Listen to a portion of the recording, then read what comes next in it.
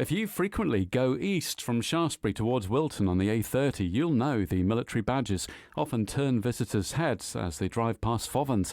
And on Wednesday night, Helen Roberts, who grew up in the area, will talk about the history of the map of Australia carved into the chalk and how she played an important part in restoring this icon.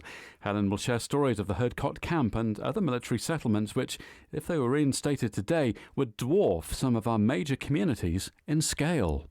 The map of Australia is sort of separate from, it's about a mile east of the main Fovant badges, and it was carved into the downland, on the hillside, we think in 1917 by Australian soldiers that were staying at Hurdcott Camp, which was a smaller sort of satellite camp to the main Fovant camp during the First World War.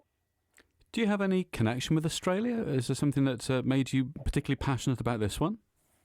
No connections to Australia, but I've got a real passion for local history. And when I realised the Australia badge had sort of been allowed to fade in the early 2000s due to sort of lack of maintenance, I felt quite strongly that such an important feature on our hillside shouldn't be allowed just to sort of turf over and disappear.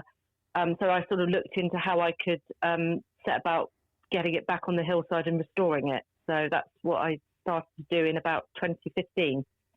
I mean, chalk downlands are amazing, aren't they? Because we've got so many white horses or other figures all over the country. And somebody, probably thousands of years ago, came up with the idea just by chance. Do you know how the badges around our area, the military badges, came off? Which one was first?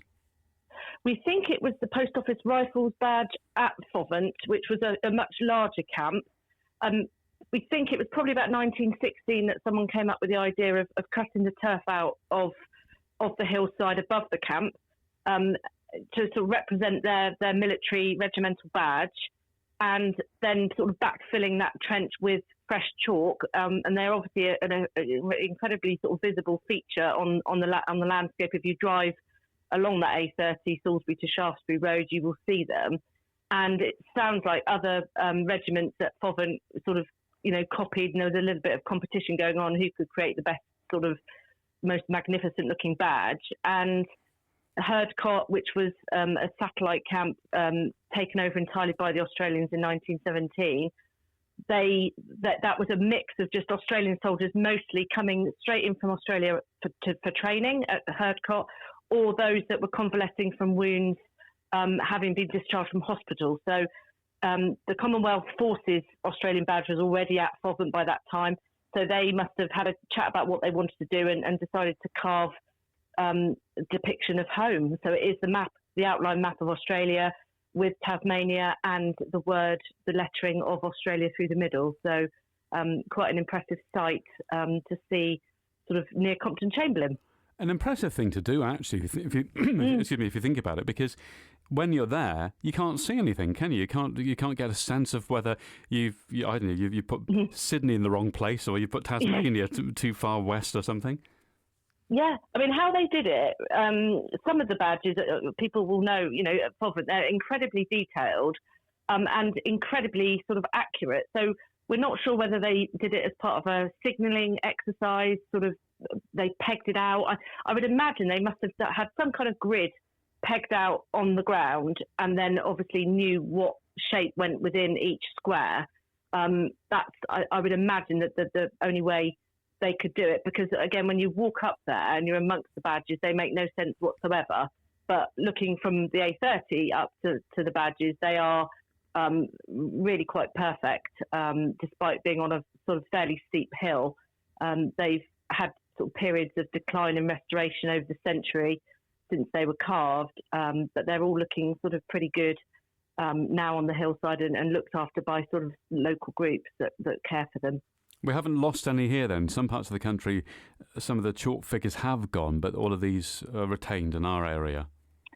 At one time during the First World War, there were lots of very ephemeral badges and letterings, and some of the archive photographs do show, like the 35th TR, or, lots. There was almost like graffiti on the hillside. So what is left now are some of the larger ones. The majority at Fovant do date from the First World War, but there are a couple, three more recent ones, one from the 1950s, one from the 70s, and one that was cut in 2016 to mark the centenary of the Battle of the Somme. So that's the poppy badge at Fovant. There are, I think, probably of those, apart from those three, there are 10 First World War badges that have survived. So it's quite a remarkable thing that they have survived in the landscape and have been still actively looked after now. When did you get involved in restoring the Australia badge? So I started making some inquiries in 2015. Initially, I wanted to try and find who owned the land, which I finally did. They are all scheduled ancient monuments and protected by law. So I had to work closely with help from Historic England, who were really fantastic in helping to advise us on what we could do.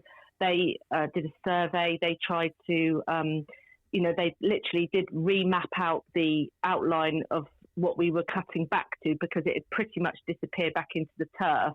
So they did a sort of geophys survey. They did a drone survey to sort of basically map back out, and they would work ahead of us during the summer of 2018 when we actually did the restoration. Historic England worked very closely with us in marking out basically where we were going to be cutting the turf to put that map of Australia back on the hillside. Was this an expensive process? No, because we rely entirely on volunteers. We have no machinery. We work very much like the soldiers would have done over 100 years before. So it was wheelbarrows and brute force in barrowing the chalk we were lucky to have chalk. We could buy chalk in like the Fovant badges did, but now obviously we're sort of 8 years in. We get a local farmer is really helpful in supplying us chalk from the local quarry below the badge. So financially, there's no real costs. We all volunteers. We are currently fundraising. We would like to have some sort of signage and information board, on that A30, so that people stopping can actually read about what Hurdcott used to look like, because it was an incredibly busy camp with over 3,000 Australians in it during the First World War, and was an important repatriation camp, a demob depot as well for those after the war had ended. Lots of Australians were based at Hurdcott in late 1918 and into 1919, whilst they were waiting for boats home. So there's some amazing stories that I've uncovered to talk about, some of the actual personal stories of the soldiers, and show lots of archive photographs of some of the soldiers that were really good amateur photographers. It's incredible the size, isn't it? That's 1/3 more than the population of Salisbury today. Yes, I mean, and Hurdcott, that was over 3,000, but Fovant Camp in its peak could hold 20,000 men. God. And then the Sutton Mandeville camps were probably another 3,000. So it was an incredibly sort of like a vast city descending on that little corner of Wiltshire for those sort of 5 years. There was a military railway at Fovant. There was a military hospital. There were theatres. There were lots of stuff for the recuperation of the soldiers. So there was, they had visiting theatre companies to come and sort of entertain the troops and look after them. So when you look at the photographs of how many huts there were, particularly like at Hurdcott, for example, it was like a little self-contained town in the fields. Have you had any official thanks from the Australian ambassador, or maybe the Anzac Forces Union or some such organisation?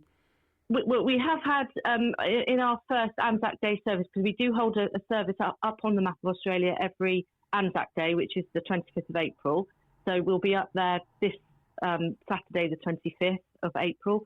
And on our inaugural Anzac Day service, which we held in 2019, we had the Deputy High Commissioner from Australia that came to our service and, made a sort of formal sort of speech to everyone. And that was really special to have him with us. And we are supported by any Australian soldiers in the locality. So we are in contact with the Australians, and they're always very sort of appreciative of what we've been doing. And people can learn more. And I guess you've got lots of pictures you're going to show at Fontmell Village Hall on Wednesday. Yeah, I've got a little talk that I've put together now, and I've given that a few times. So I look at the sort of the history of Hurdcott Camp, the arrival of the camps, the Australians taking the camp over. I also sort of cover the detail of the restoration of what we did in getting that map back up on the hillside. And then towards the end of the talk, which lasts about an hour, I delve deeper into some of the stories and, the amazing, some incredible stories, and show some really incredible photographs of the soldiers and the camp, of what it looked like back in sort of 1917, 18. So well worth coming along to if you're interested in sort of local history. Helen Roberts talks at the Fontmell Friends events at Fontmell Village Hall, 7 o'clock this Wednesday evening, the